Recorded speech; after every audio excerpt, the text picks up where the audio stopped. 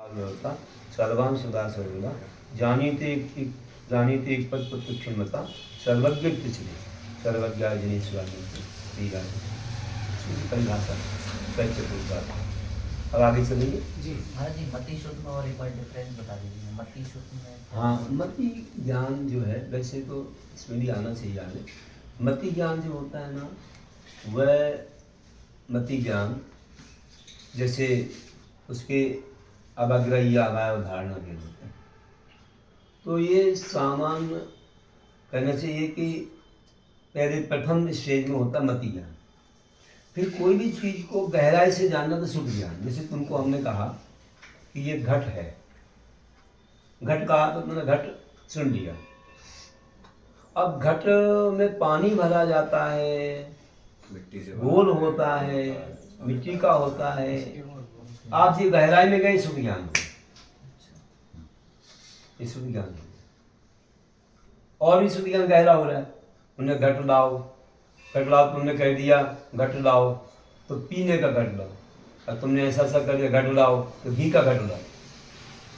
अब वो गहरा जान रहा, किसी ने ऐसा ऐसा किया तो पीने को पानी मंगा ला, किसी ने ऐसा ऐसा किया भोजन मंगा ला। इस पहले नंबर तुमने देखा हो तो यह शुद्ध। फिर इसमें और गहराई में गए, जैसे पहले देखा तो मति हुआ, फिर गहराई में शुद्ध ज्ञान हुआ। और मति ज्ञान में भी भेद है, इसमें भी थोड़ा जानता है वो, और शुद्ध ज्ञान और गहरा जानता है। मति ज्ञान में अवग्रह हुआ तो सामान्य विषय का सन्निपात हुआ कि कोई चीज सामने आई, फिर ईहा हुई कि ये क्या है जानने का। ये भी वो इसी का भेद है। ईहा कि सफ़ेद है तो बगला है कि ध्वजा है, सफ़ेद ध्वजा भी होती है। ईहा अब आया, अरे पहले देखा था हमने, वो तो ऐसा जो था ना एक ही जगह रुका हुआ है, तो पहले हमने देखा था वो तो ध्वजा ही थी।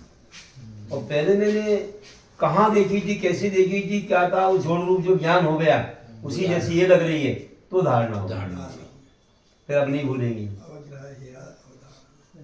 तो इसके ऐसे भेद होते हैं।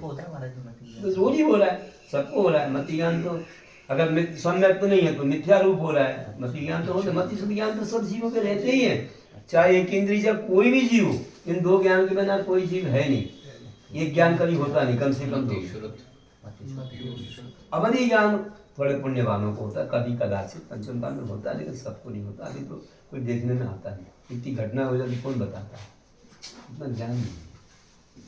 1000 वर्ष में एक मुनिराज को बताया है कि जब कल्कि नाश करेगा धर्म का, अपनी दृष्टि में धर्म नष्ट कर दी, तो फिर जो शास्त्र वगैरह कहाँ छुपे हैं, कहाँ हैं मूर्तियाँ, उनको निकालेंगे। शास्त्र जला दिए तो फिर से रचना करेंगे उनको याद करके, अधूरे शास्त्र को पूरा करेंगे। इस 1000 वर्ष में एक अवधि ज्ञान होगी, अंतिम मुनि वीरांगज होंगे, अवधि ज्ञान से जानेंगे सबसे।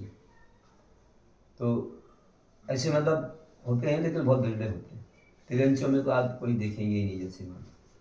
तो बाकी देव और नारकी तो जन्म से होते हैं, और तीर्थंकर भी जन्म से होते हैं। तो फिर में बहुत मुनिराज अवधि ज्ञानी मन पर रहते थे, विद्याधारी।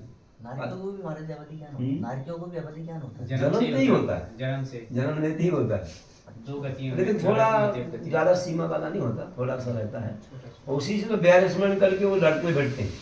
हाँ, उनको ज्ञान है इसलिए तो लड़ते हैं। चलो तुम्हारा टाइम हो रहा है, एक और गाथा दे दो ना। नए विवक्षा से जीव का पुनः लक्षण इसका पद्यानुवाद है। देखिए 5 नंबर, पेज नंबर 20 पर।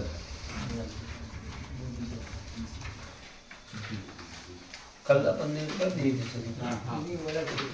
ज्ञान राहे अष्टभेद में मति शुद्ध अवधि तीनों को अज्ञान ज्ञान रूप में द्वि प्रकार जानो इनको मन पर केवल ज्ञान मिलकर ये सब अष्ट है। ये प्रत्यक्ष परोक्ष भेद से द्वि प्रकार परमार्थ कहे। अब आगे कहते हैं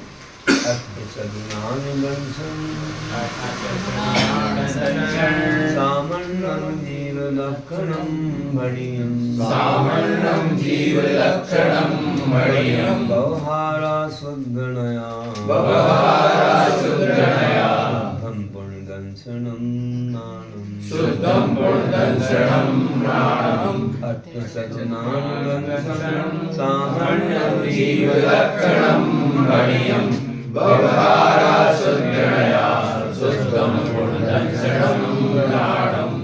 व्यवहारा व्यवहार में से अर्थनान 8 प्रकार का ज्ञान, चतुर्दर्शन 4 प्रकार का दर्शन, सामान्यम सामान्य से, जीव लक्षणम जीव का लक्षण, बनियम मतलब कहा गया है, और शुद्धनया शुद्ध निश्चय से, शुद्धम दर्शनम ज्ञानम शुद्ध दर्शन और शुद्ध ज्ञान जीव का लक्षण है। तो व्यवहार में से अर्थनाम 8 प्रकार का ज्ञान जो अपन ने पढ़ा था ना, मति सुख अवधि मन पर केवल ज्ञान, कुमति कुशुष्क अवधि, ये और 4 दर्शन, चक्षु दर्शन, अचक्षु दर्शन, अवधि दर्शन और केवल दर्शन, ये सामान्य से युक्त जीव का लक्षण है। लेकिन और शुद्ध नहीं से देखा जाए तो जो निश्चय नहीं है ना, उससे कहा जाए तो कर्म को पकड़ता नहीं निश्चय ने, जो कर्म है इनको व्यवहार में विषय करता है, इनसे अपन शरीर आदि और जो कर्म आदि अवस्थाएं होने से ज्ञान के भेद हो जाते हैं। तो हमारे ज्ञान पर आवरण आया हुआ कर्मों का, वो जैसे जैसे सौक्ष्म होता है वैसे वैसे ज्ञान उत्पन्न होता है, मति शुद्ध ज्ञान, अवधि मन पर। तो ये कर्मों की वजह से होता है ऐसा। तो कर्म नहीं लिए अपन ने, कर्मों की अपेक्षा नहीं ली, तो शुद्ध ज्ञान उसमें ये सब चीज़ें नहीं आती हैं, तो लेकिन नहीं आएंगी। जैसे मानो तुम्हारा शरीर का है लेकिन एक्सरे में नहीं आएगा, फोटो लोगे तो आएगा, और एक्सरे लोगे शरीर ऊपर का नहीं आएगा, अंदर की हड्डी आएगी, ये ऊपर का जो दिख रहा है ना ये नहीं आएगा। तो निश्चय ने किसको ग्रहण करता है, कर्म होते हुए भी वो आपकी शुद्ध अवस्था को ग्रहण करता है। जैसे हम कहें कि दूध में घी है, हम घी का कथन कर रहे हैं, हम दूध का करेंगे, जबकि दूध के बिना कैसे होगा, घी तो बाद में निकलेगा ना, लेकिन हम उसको देख रहे हैं बस कि दूध में घी है सबकी अपेक्षा से बस। तो शुद्ध जो ज्ञान है अपने अंदर, जो कर्मों से रहित है, उसमें कोई भेद नहीं मती आदि। तो शुद्ध ज्ञान और शुद्ध दर्शन वही जीव का लक्षण, ये निश्चय से। और व्यवहार से कहेंगे तो ये सब 8 प्रकार के ज्ञान, 4 प्रकार के दर्शन, ये व्यवहार से इस प्रकार से ध्यान दिया। अब बस पद्यानुबंध करेंगे। व्यवहार से का ज्ञान जिनागम मान रहा, 4 तरह का दर्शन भी है लक्षण जो सामान्य रहा। तथा ही विशुद्ध निश्चय से शुद्ध दर्श व ज्ञान का लक्षण जानो जीव मात्र का, मानो सम्यक